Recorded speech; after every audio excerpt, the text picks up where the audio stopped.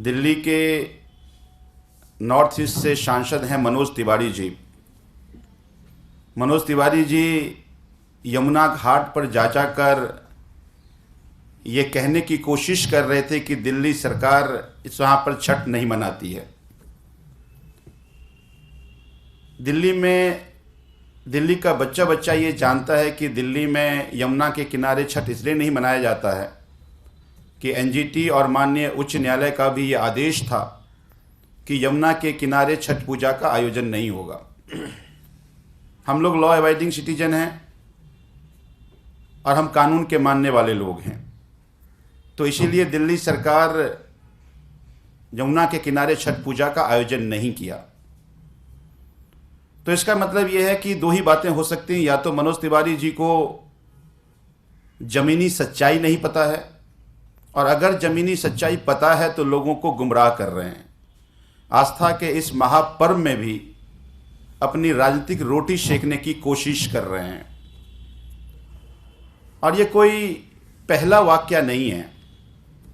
Bharatiya Janata party के लोग हमेशा दिल्ली में पहले भी छठ को रोकने की कई जगह कोशिश करते रहे।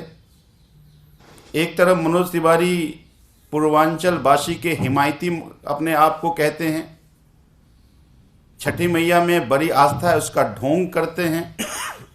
लेकिन दूसरी तरफ आपको याद होगा कि ग्रेटर कैलाश का एक पार्षद था, आज से 4 साल पहले छठ पूजा का आयोजन वहां के एक एमसीडी के पार्क में हो रहा था, उसको रोकने की कोशिश करी।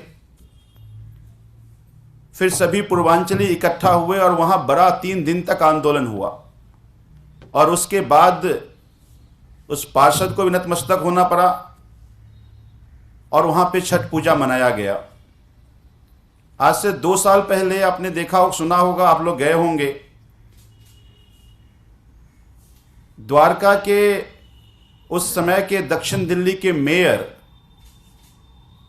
एक पार्क में पूजा नहीं होने देंगे उसकी पुरजोर कोशिश की।